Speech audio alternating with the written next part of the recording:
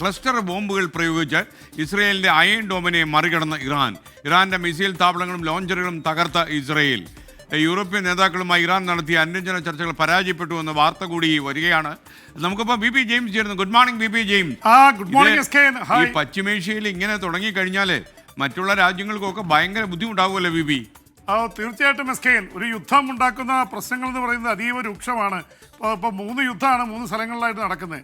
എന്തായാലും എസ്കെൻ, ഈ Israel Iran യുദ്ധത്തിന് യാതൊരു ശമനവും ഇല്ലാതെ കൂടുതൽ രൂക്ഷമായിക്കൊണ്ടിരിക്കുകയാണ്. അതിനിടയിൽ ഇസ്രായേലും ഇറാനും പറഞ്ഞ ഒരു കാര്യമുണ്ട്.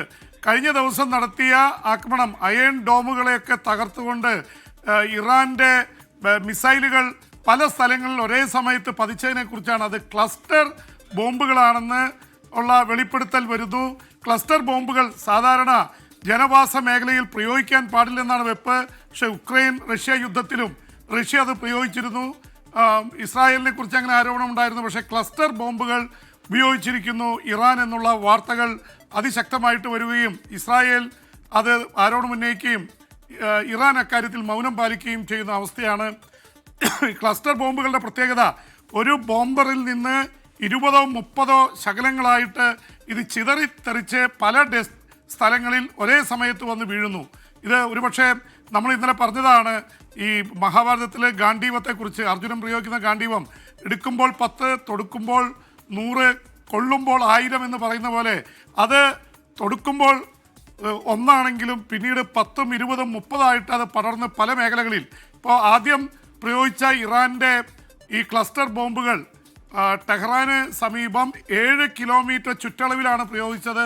അത് 8 കിലോമീറ്ററിനുള്ളിൽ ഏതാണ്ട് 20-30 ഇടയ്ക്ക് ഉള്ള പല ഭാഗങ്ങളിലായിട്ട് വന്ന് വീണു എന്നുള്ളതാണ്. കാരണം അതിനെ തടുക്കാൻ അയൺ ഡോമിന് കഴിയില്ല. അയൺ ഡോം ഒരു ഡെസ്റ്റിനേഷനെയാണ് തകർക്കാൻ ശ്രമിക്കുന്നത്. പക്ഷേ ഇത് പല തരത്തിൽ സ്പ്ലിറ്റ് ചെയ്ത് പോർമുനകൾ, നമ്മൾ പോർമുനകൾ എന്ന് നേരത്തെ പറഞ്ഞിരുന്നു, പലതരത്തിൽ പലയിടത്തായിട്ട് വന്ന് വീഴുന്നു. സ്ട്രാറ്റജി മാറ്റിയിരിക്കുന്നു ഇറാൻ എന്ന് പറയുന്നു.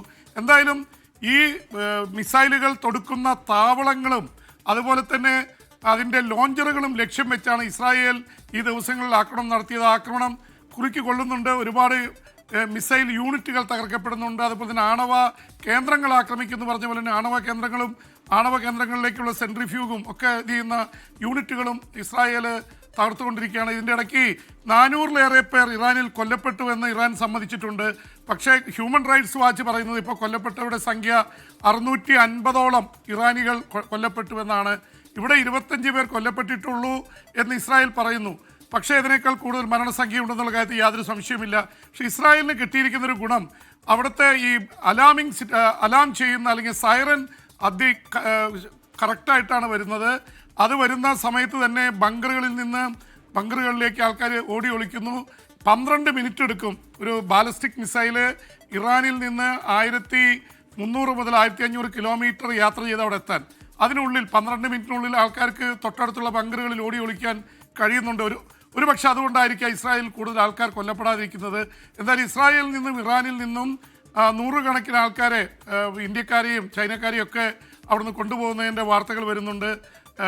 യുദ്ധം കൂടുതൽ രൂക്ഷമാവാനാണ് സാധ്യത. ഇതിനിടയിൽ അവിടെ യൂറോപ്പിലെ സ്വിറ്റ്സർലൻഡിൽ യൂറോപ്പിൻ്റെ പ്രത്യേകിച്ച് പ്രമുഖ നേതാക്കളായ ബ്രിട്ടൻ്റെയും ഫ്രാൻസിൻ്റെയും ജർമ്മനിയുടെയും വിദേശകാര്യമന്ത്രിമാർ കൂടിക്കാഴ്ച നടത്തിയിരുന്നു ഇറാൻ്റെ വിദേശകാര്യമന്ത്രി അബ്ബാസ് അറഗാച്ചിയുമായി. ആ കൂടിക്കാഴ്ച പരാജയപ്പെട്ടു എന്ന വാർത്ത കൂടിയാണ് വരുന്നത്. അതുകൊണ്ട് തന്നെ യുദ്ധം കൂടുതൽ രൂക്ഷമാവുകയാണ്. അമേരിക്കയുമായി കാര്യം സംസാരിക്കാനാണ് താല്പര്യം, യൂറോപ്പിനൊന്നും ചെയ്യാനില്ല എന്ന നിലപാടാണ് അവരെടുത്തിരിക്കുന്നത്. എന്തായാലും ട്രംപ് ഇപ്പോൾ മൗനം പാലിക്കുകയാണ്. 2 ആഴ്ചത്തെ സമയമുണ്ടെന്ന് പറയുമ്പോഴും ട്രംപിന് യുദ്ധത്തിന് പോകണമോ പോണ്ടയോ എന്നത് സംബന്ധിച്ചൊരു വ്യക്തതയില്ല. SKN. Okay, B P James, മറ്റൊരു വാർത്ത വരുന്നുള്ള റഷ്യയിലെ ക്രുസ്ക് മേഖലയിൽ വൻ പ്രത്യാക്രമണം യുക്രൈൻ നടത്തിയെന്ന രീതിയിൽ ഒരു തരത്തിൽ യുക്രൈൻ മുഴുവനായ റഷ്യയുടെ ഭാഗമെന്ന് പുടിൻ്റെ പ്രസ്താവനയും വന്നു. എന്താണ് ഈ യുക്രൈൻ മേഖലയിൽ നിന്ന് വരുന്ന വിവരങ്ങൾ? SKN, നമ്മൾ നേരത്തെ പറഞ്ഞ പോലെ യുദ്ധം അതിൻ്റെ രീതിയിൽ തന്നെ ഉക്രൈനും റഷ്യയും തമ്മിൽ നടക്കുന്നു. ഇസ്രായേൽ ഗസയിൽ ആക്രമിക്കുന്നു. ഒപ്പം തന്നെ ഇസ്രായേലും ഇറാനും തമ്മിൽ യുദ്ധം നടക്കുന്നു. എപ്പോഴും 2-3 യുദ്ധങ്ങൾ നടത്താൻ എപ്പോഴും നമ്മുടെ ദശലക്ഷക്കണക്കിന് കോടി ചെലവിടുന്ന ആയുധ കച്ചവടക്കാർക്ക് നന്നായി അറിയാം. ഇന്ത്യയും പാകിസ്ഥാനും തമ്മിൽ തുടങ്ങി വെച്ചതാണ്. പക്ഷേ ഭാഗ്യത്തിന് അത് 3-4 ദിവസം കൊണ്ട് തീർന്നു. ഒരു സ്ഥലത്ത് യുദ്ധം തീരുമ്പോൾ വേറെ സ്ഥലത്ത് യുദ്ധം ആരംഭിക്കുക എന്നുള്ളത് കച്ചവടക്കാരുടെ, ഈ ലോകരാഷ്ട്രങ്ങളിലെ തലവന്മാരെ പോലും നിയന്ത്രിക്കുന്നവരാണ്. ട്രംപ് അടുത്ത ദിവസങ്ങളിൽ അടുത്ത 2 ആഴ്ചയ്ക്കുള്ളിൽ യുദ്ധം ചെയ്യണമോ വേണ്ടയോ എന്ന് തീരുമാനിക്കുന്നത് പോലും ഒരു പക്ഷേ ഈ ആയുധ കച്ചവടക്കാരായിരിക്കും. ട്രംപ് അതിനുവേണ്ടി സമയം നീട്ടിയെടുത്തിരിക്കുമോ എന്ന് പോലും സംശയിക്കേണ്ടിയിരിക്കുന്നു. എന്തായാലും അമേരിക്കയിൽ അതിശക്തമായിട്ട് ട്രംപിനെതിരെ വികാരമുണ്ട്. ഒരു തരത്തിലും ഈ യുദ്ധങ്ങളിൽ കയറി ഇടപെടരുത്, അമേരിക്ക ഫസ്റ്റ്, ഞാൻ യുദ്ധത്തിന് ഇറങ്ങില്ല, ഒറ്റ ദിവസം കൊണ്ട് യുദ്ധങ്ങളൊക്കെ തീർക്കുമെന്ന് പറഞ്ഞ ട്രംപ് തന്നെയാണ് ഇപ്പോൾ ഈ യുദ്ധത്തിന് ആളിക്കത്തിക്കുന്നത് എന്നുള്ള തരത്തിൽ റിപ്പോർട്ടുകൾ വരുന്നുണ്ട്. എന്തായാലും യുദ്ധങ്ങൾ അതീവ രൂക്ഷമായി പോകുമ്പോഴും SKN ഏറ്റവും സങ്കടപ്പെടുത്തുന്ന വാർത്ത വരുന്നത് ഗസയിൽ നിന്ന് തന്നെയാണ്. ഒരുപക്ഷെ ഇറാൻ യുദ്ധത്തെക്കുറിച്ച് പറയുമ്പോൾ നമ്മളിപ്പോൾ ഗസയെക്കുറിച്ച് കുറച്ചേ പറയുന്നുള്ളൂ. പക്ഷേ ഗസയിൽ 85 പേർ കൊല്ലപ്പെട്ടിട്ടുണ്ട് കഴിഞ്ഞ 24 മണിക്കൂറിനുള്ളിൽ. അതിൽ 55 പേർ ഭക്ഷണം കാത്തു നിന്നവരാണ്. SKN ഒരുപക്ഷെ നമ്മളെയൊക്കെ അമ്പരപ്പിക്കുന്നൊരു കാര്യം, കഴിഞ്ഞ ഒരു 1.5 ആഴ്ചയ്ക്കുള്ളിൽ 415 പേര് ഭക്ഷണം കാത്തു നിന്ന് ക്യൂവിൽ ഭക്ഷണപാത്രങ്ങളുമായിട്ട് നിന്നവർ കൊല്ലപ്പെട്ടിട്ടുണ്ട്. 415 പേര് കൊല്ലപ്പെട്ടു, 3000-ലേറെ പേർക്ക് ഗുരുതരമായി പരിക്കേറ്റു. അവർ വേറെ ഒന്നും ചെയ്തില്ല, ക്യൂവിൽ നിന്ന് ഭക്ഷണത്തിന് ക്യൂ തെറ്റിച്ചു എന്നൊക്കെ പറഞ്ഞാണ് വെടിവെക്കുന്നത്. അപ്പോൾ ക്ഷണിച്ചു വരുത്തി ഭക്ഷണം കൊടുക്കാമെന്ന് പറഞ്ഞ് വിശന്ന വയറുകൾക്ക് നേരെ വെടിപൊട്ടിച്ച് ആൾക്കാരെ കൊല്ലുക, അതാര് ചെയ്താലും. ഇതിപ്പോൾ ഇതിനെക്കുറിച്ച് പറയുമ്പോൾ അത് ഇസ്രായേലിന് എതിരെ പറയുന്നതാണ് എന്ന് പറയുന്നതിൽ യാതൊരു കാര്യമില്ല. മനുഷ്യനെ എവിടെ കൊല്ലപ്പെടുന്നുണ്ടോ, എവിടെ വേദനിക്കുന്നുണ്ടോ, അത് ആ പക്ഷത്ത് നിൽക്കുക എന്നുള്ളതാണ് മാധ്യമങ്ങളുടെ കടമ. അത് ഞങ്ങൾ ചെയ്യുകയാണ്. അപ്പോൾ അതുകൊണ്ട് ഇറാൻ്റെ പക്ഷം പിടിക്കുന്നു, ഇസ്രായേലിൻ്റെ പക്ഷം പിടിക്കുന്നു എന്നുള്ളത് ശരിയല്ല. യുദ്ധമുണ്ടാക്കുന്ന എല്ലാവർക്കും എതിരെയാണ് മാധ്യമങ്ങൾ നിലപാടെടുക്കുന്നത്.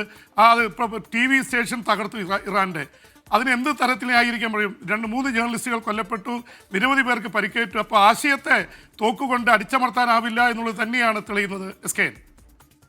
VP James. ഇനി അപ്പോൾ VP ജെയിംസിനെ നമുക്ക് പിന്നീട് കാണാം. മാത്രമല്ല ഈ യുദ്ധത്തെക്കുറിച്ചുള്ള കൂടുതൽ വാർത്തകളൊക്കെ വീഡിയോ ആയിട്ട് ഡിജിറ്റൽ പ്ലാറ്റ്ഫോമുകളിൽ 24 ഡിജിറ്റൽ പ്ലാറ്റ്ഫോമുകളിൽ VP ജെയിംസ് പങ്കുവയ്ക്കാനുള്ള മഹാമനസ്കതയും കാണിച്ചിട്ടുണ്ട്. Okay, thank you. എങ്ങനെയുണ്ട് ആളുകളുടെ പ്രതികരണങ്ങൾ VP ജെയിംസ്? അയ്യോ, ഭയങ്കര വലിയ പ്രതികരണമാണ്. പിന്നെ അത്യാവശ്യം ചീത്തവിളിയൊക്കെ കേൾക്കും. കാരണം ഒരു ഇതിനെ സപ്പോർട്ട് ചെയ്യുന്നതെന്ന് തോന്നി കഴിഞ്ഞാൽ മറുപക്ഷം ചീത്ത വിളിക്കും. അതൊക്കെ കേൾക്കുന്നൊരു രസമാണ്. ചീത്ത വിളിക്കുന്നല്ലേ ഒരു ഊർജ്ജം?